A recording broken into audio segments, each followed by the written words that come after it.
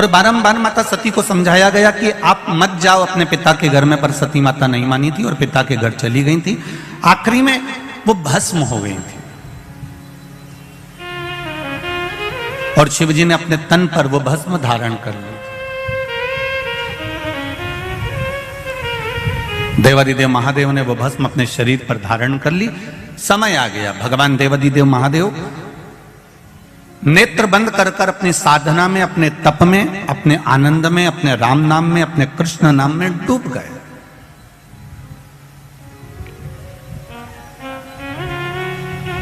अब वो विचलित नहीं हुए। भगवान देवादिदेव महादेव का चित्त केवल राम में, कृष्ण में लग गया। नेत्र बंद हैं, साधना में लीन हैं, भगवान की विरल भक्ति में डूबे हुए हैं। उनको कोई मतलब नहीं कि संसार सागर में क्या हो रहा है। अब इसी बीच में जो शंकर भगवान ने भस्म शरीर पर धारण करी थी और भस्म शरीर पर धारण कर कर देवादिदेव जब चलकर आ रहे थे, उस मार्ग में चलते चलते चलते चलते देवादिदेव महादेव के सम्मुख में जब शिव जी केवल तप साधना करने के लिए बैठने जा रहे थे, तब एक असुर, एक राक्षस जन्म ले चुका था जिसका नाम था तारकासुर।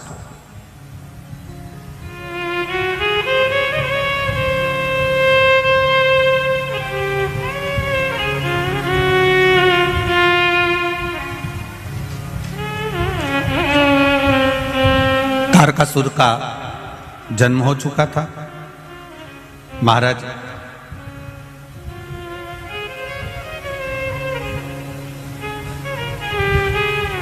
देवताओं से ज्यादा सिद्धि दानवों में होती है।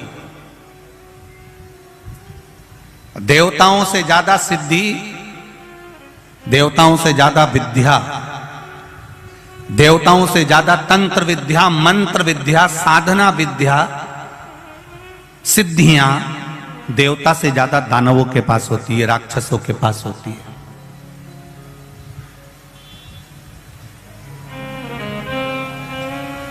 देवताओं के पास में कोई सिद्धि नहीं होती। देवताओं के पास में तो केवल विश्वास होता है परमात्मा के चरणारविंद का।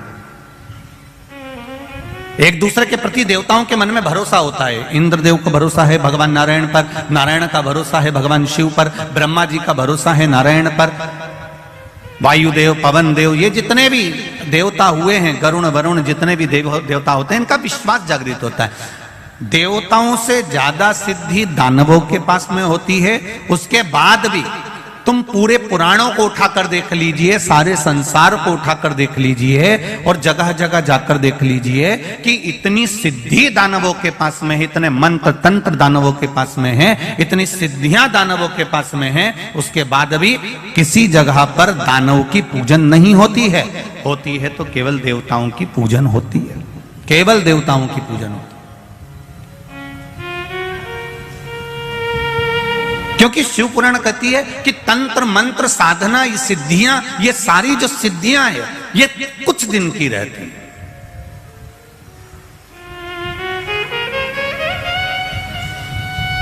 असुरों की, राक्षसों की जो सिद्धियां होती हैं, ये थोड़े दिन की होती है। पर जो विश्वास होता है, भरोसा होता है, प्रेम होता है, वात्सल्यता होती है, करुणता होती है, ये कम नहीं होती, ये और बढ़ती चली जाती है।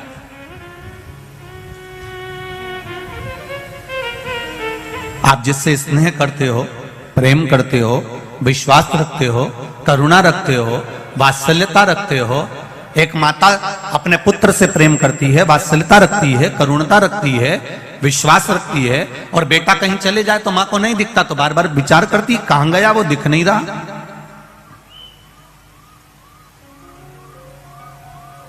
वो दिख नहीं रहा। कोई कोई स्नेह जो करते हैं, प्रेम जो करते हैं, उसको देखने के लिए तड़पते हैं। और नहीं मिलेगा तो और देखने की तड़प होगी, और नहीं मिलेगा तो और देखने की तड़प होगी। उसी तरह भगवान के प्रति जब हमारा विश्वास जागृत हो जाता है, भगवान के प्रति जब हमारा प्रेम जागृत हो जाता है, ईश्वर के प्रति हमारा भरोसा जागृत हो जाता है, हमारा वात्सल्य, हमारी करुणा और हमारा स्नेह जब बढ़ते चले जाता है, तो उस परमात्मा को देखने की ललकता हमारे भीतर भी जागृत होने लगती है। उसको देखने की ललकता हमारे भीतर और जागृत होने लगती है।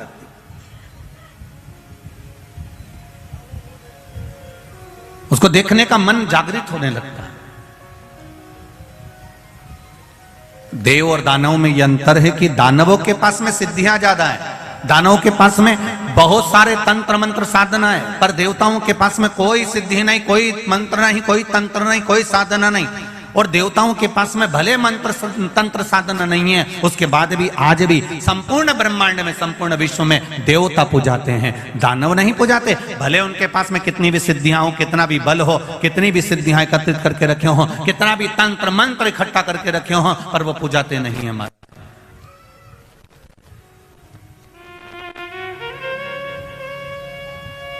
तारकासुर केवल असुरों में एक ऐसा था, तारकासुर ने यह विचार कर लिया कि मेरे पास में सिद्धियों की कमी नहीं है, मेरे पास में मंत्र तंत्र की कमी नहीं है, मेरे पास में बहुत सिद्धियां हैं, बहुत मंत्र तंत्र हैं, पर यह सिद्धियां मेरे किसी काम की नहीं है।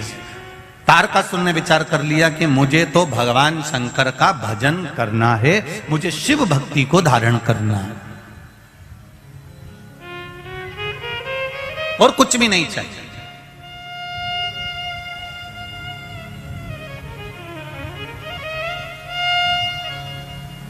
महाराज,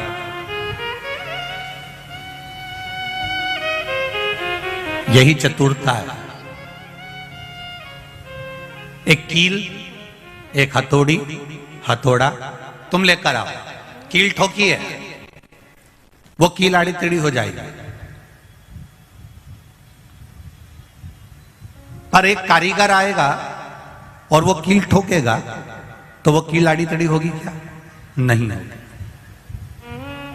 कारीगर उसमें माहिर है, उसने कील उठाई और ठोकना चालू कर दिया, उसने देखा भी नहीं कील को, ठोकना चालू कर दिया और कील सीधी की सीधी लगी है, वो आड़ी टेढ़ी नहीं हुई है, वो आड़ी टेढ़ी होती ही नहीं है क्योंकि वो ठोक रहा है। तो उसमें कारीगरी जो है वो कील ठोकने में प्रबल है और वो ठोक रहा है। उसी तरह जैसे कील संसार का कोई व्यक्ति ठोक रहा है तो वो आड़ी टेढ़ी हो सकती है, पर कारीगर अगर ठोक रहा है तो वो सीधी ही लगेगी। उसी तरह आप इस मन को, इस चित्त को, इस वृत्ति को कहीं पर भी लेकर चले जाओ, पर किसी श्रेष्ठ कारीगर के पास में अगर पहुंच गए, किसी शिवालय में, किसी शिव महापुराण की कथा में पहुंच गए और वहां कोई कारीगर मिल गया तो इस मन को परमात्मा के चरणों में ठोक ही देगा, ये निश्चित है। ये इसकी श्रेष्ठता है।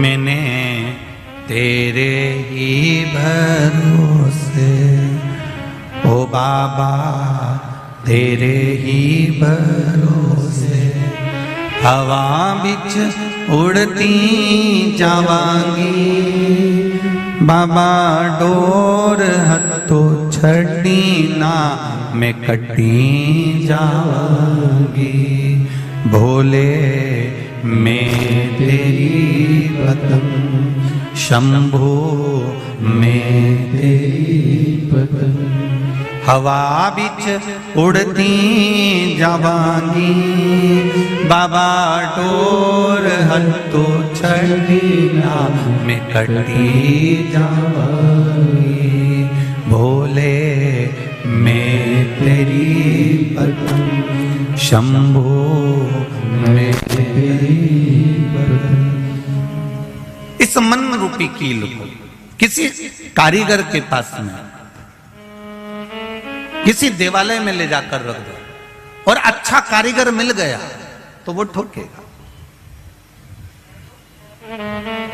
और फिर एक कील इधर उधर नहीं जाएगी। एक पत्र आया है, देखिए,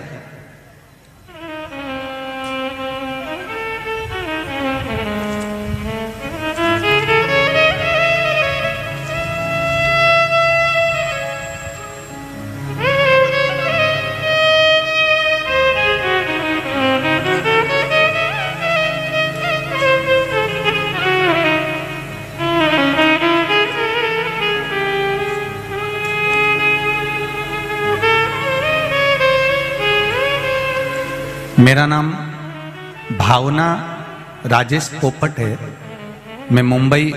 श्री शिवाय नमस्तुभ्यम। आप सभी का स्वागत है हमारे इस चैनल में। इस वीडियो में पंडित प्रदीप जी ने बहुत अच्छे से बताया है कि भस्म शिव शंकर पर कहाँ से आया है। तो ऐसे ही जानकारी जानने के लिए इस चैनल को लाइक, शेयर और सब्सक्राइब जरूर करें। श्री शिवाय नमस्तुभ्यम।